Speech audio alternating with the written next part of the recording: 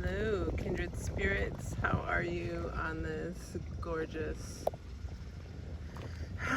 salty smelling, smell that brackish water. The salt is strong today. Beautiful day. I'm sitting underneath a cypress tree with some fresh new pine cones growing, looking at this gorgeous, gorgeous river. It's Adrienne with Sushi and a Gypsy. I'm so glad you can join me. So let's talk about the new moon in Taurus on Saturday at 4:01 p.m. Eastern Standard Time, May 16th. The new moon is conjunct Ceres, the great mother asteroid, the goddess of agriculture, at 25 degrees. This is beautiful, nurturing, sensual energy, foundational, setting the foundation.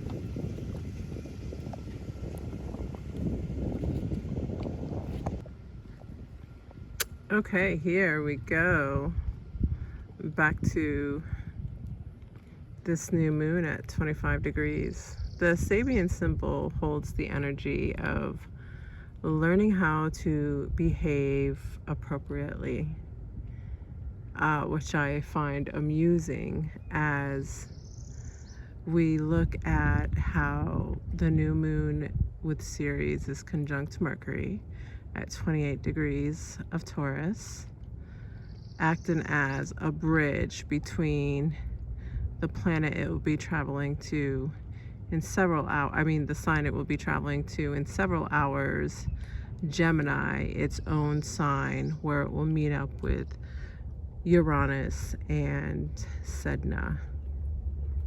This is where we have been pushed, like definitely pushed, to release the old, that which cannot go in with the new. And it's like this energy is infusing this Taurus energy with, okay, this is what's coming up. Now here, set your foundation. Where do you need grounding? Where do you need that sensuality? Taurus is a very, very sensual sign. Like, where is the joy, the pleasure, the tangible feelings that light you up to move forward in this energy coming in? Because this energy coming in, we all don't know exactly what is going to happen. We never know, but even more so, these planets are in air. They're a lot more unpredictable. With Uranus and Gemini, Uranus is all about surprises. Absolutely. Catalytic surprises, like shit to break you down and level you up. And if you have had any of those moments with Uranus, this would be a Uranus moment. For instance, going home with the intention to eat something, say corn dogs and baked beans, and then all of a sudden you get home and you're starving and you start making a tuna melt. You know, there's no mayonnaise in the tuna melt. This is just one healthy tuna melt, you know, with like delicious cheese. There's some vinegar on it. There's some salt and pepper, and there's some tomatoes, and this is like delicious, maybe with a little bit of olive oil and the vinegar, salt and pepper, like, and toasted in the oven. Delicious. And you're standing back watching yourself make this, going, okay, and knowing that this food is grounding you and anchoring you probably a lot more than you know. Your higher self is like, if you allow it, those moments are definitely just coming in. So those are very interesting things to watch for in your everyday experiences. Things will definitely be getting a lot more electric. Water is extremely important.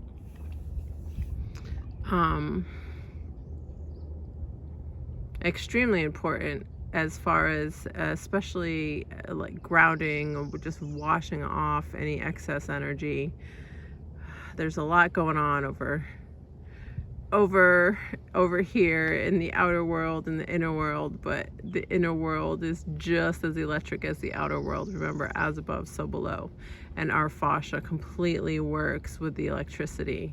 So it's going to be essential to make sure that you are hydrating with the proper amount of electrolytes to conduct the nervous system energy that your body needs. Okay, so with that, all that energy combined with Taurus and Gemini, we're not even done. We've got this conglomerated energy between Aries and Taurus. We've got energy going on with Gemini. In Taurus, we still have, there's the asteroid Lilith, who is conjunct Urania, right? So we have more of that feminine side of higher knowledge coming in, higher power, your higher side to release the Lilith side, the black moon Lilith side, the suppressed side through more conscious behaviors. Right, this is like leveling up that suppressed inner child. Like, okay, babe, like I know that you had such a hard time moving through this and you've kept this inside for so long, but let's figure out a way to get this out of your system in the most healthiest way possible. And that's going to definitely be through more earthbound movements, like through the sensuality in Taurus there. This is going to be about experiencing the foundational senses and leveling up from there, because once it's really about tapping into your body. The thing with being in our minds and being turned on all the time, humans have become experts at dissociation. Like, we dissociate from our body. This energy is asking us for the embodiment, to be embodied in our sovereign selves, in our whole essence, mind, body, and soul, earthbound, while still connected, and release that which no longer serves us here. Kali and Destin are exactly conjunct as they were with the full moon a few weeks ago. So we're still moving through bits and pieces of ego death, destined, contracted moments that you decided this is where you're releasing this energy for all lines, back and forward.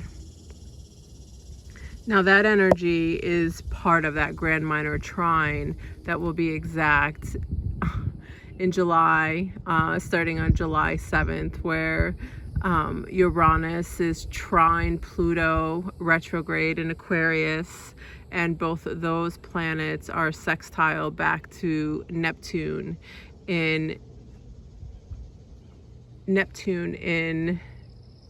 Aries. But right now we have Vesta and Pallas Athene, we have Medea, and we have Medusa right there,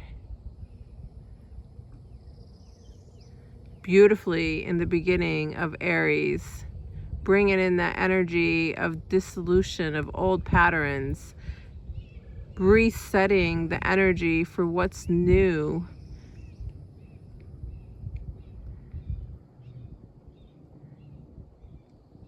Do you see that little guy over there?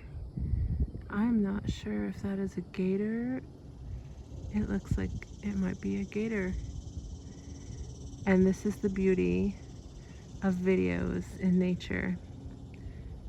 So back to the dissolving, the burning, the rising from the ashes. Like, it's incineration energy. Incineration, perhaps like resetting and setting that flame to what the new contracts are coming in, as to what is sacred, and moving forward with that, right? This energy is going to be trining Lilith in Sagittarius. She's at 15 degrees of Sag right now. How many of my friends with 8th house Sag are feeling that? I'm not sure. Yes, 8th house Sag. It's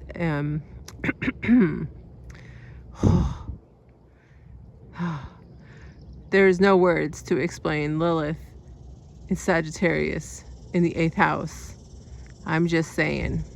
Okay, now on. So talking about Lilith and Sag and bringing up that repression and the repressed adventures and all things Black Moon Lilith, wherever your natal Lilith happens to be, then what's ever going on in your Sagittarian house.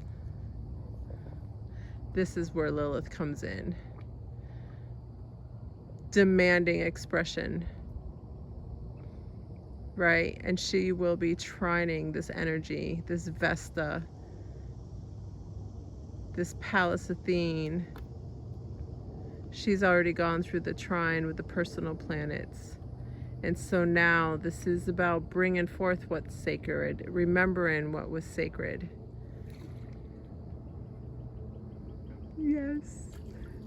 Yes. Oh my goodness. This is the bestest ever.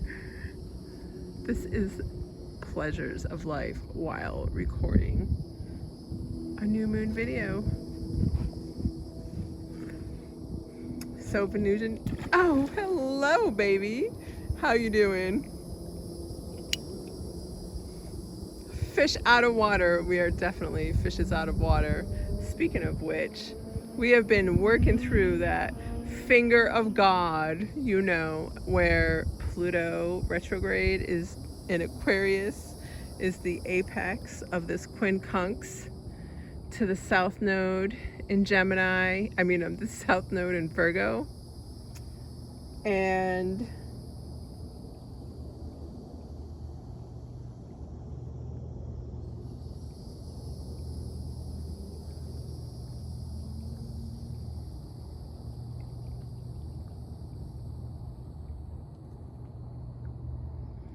Pluto's quincunx to something else. I don't have it right here in front of me. My mind. Whew. This is gorgeous. So yes, 5 degrees.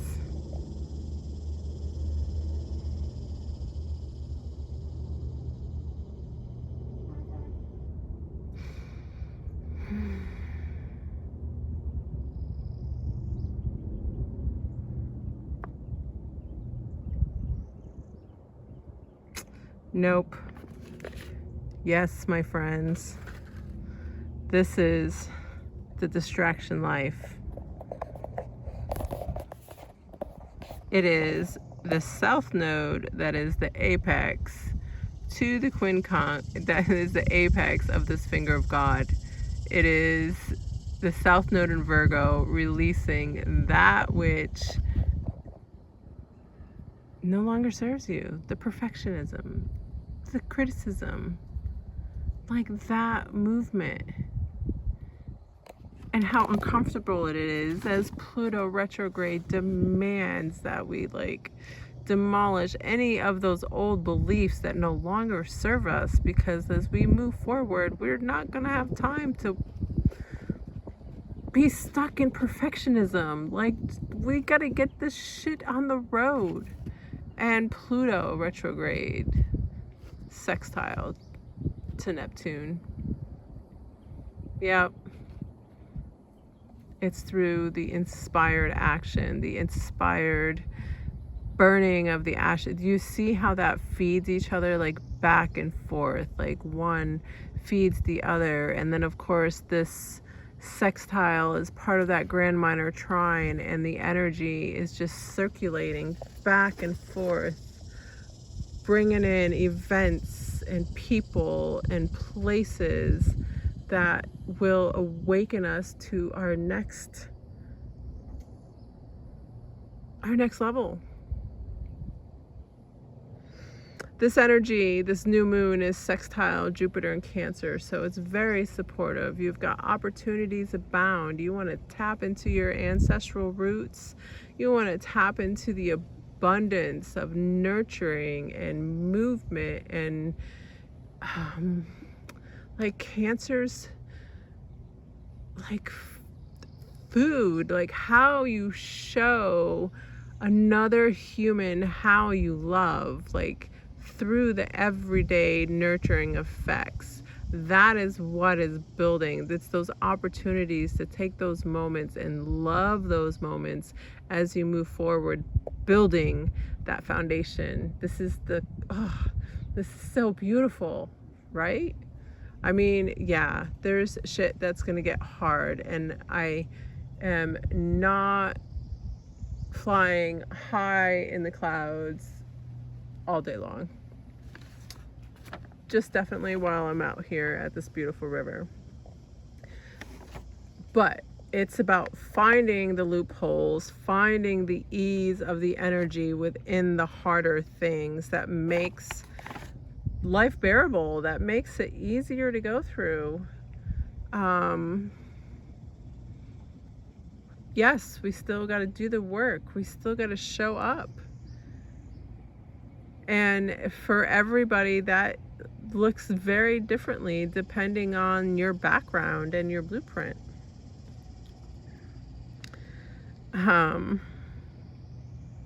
So feel that energy strongly as we move forward here.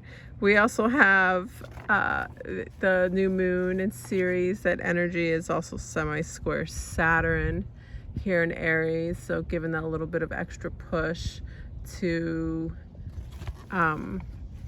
act on your inspiration.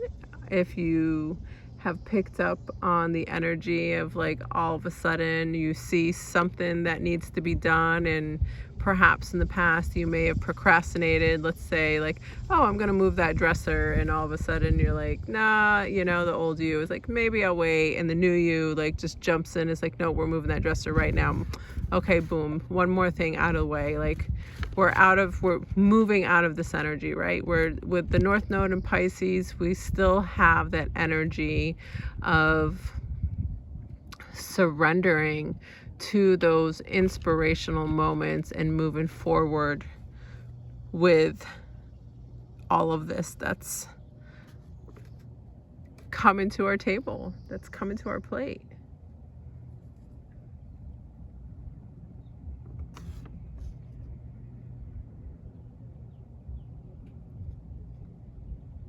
Jupiter is square Chiron conjunct Mars. That's important to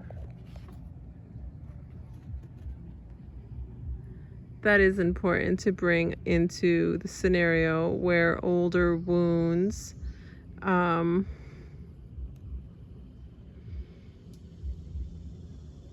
perhaps past life wounds, the action to fix and heal these wounds come in.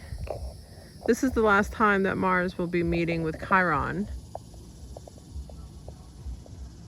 Chiron will be in Taurus the next time Mars is in Aries.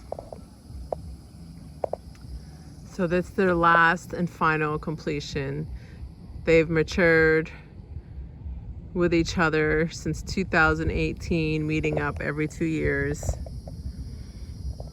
bringing in the energy necessary to work with those wounds. This is energy that you do need to be careful around. Any sharp objects, moving objects. Mars is fiery, so any accidents to the head, be careful. That energy is there, and it is square Jupiter. So that amplifies that energy just a bit. Venus here is also at the end of Gemini. Woo!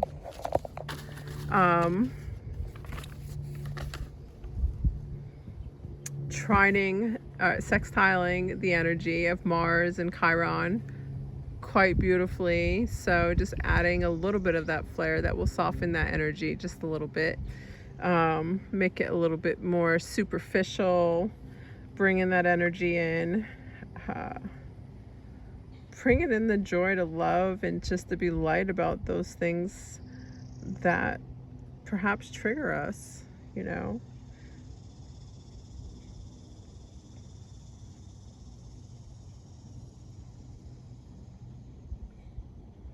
This energy is beautiful.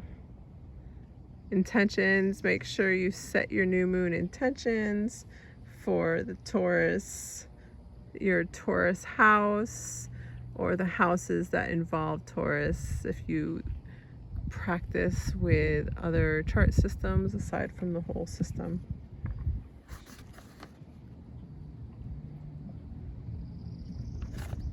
And with that, my friends,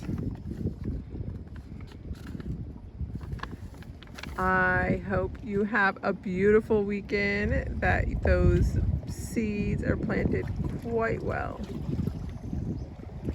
and firm in the ground. Don't forget your new moon water.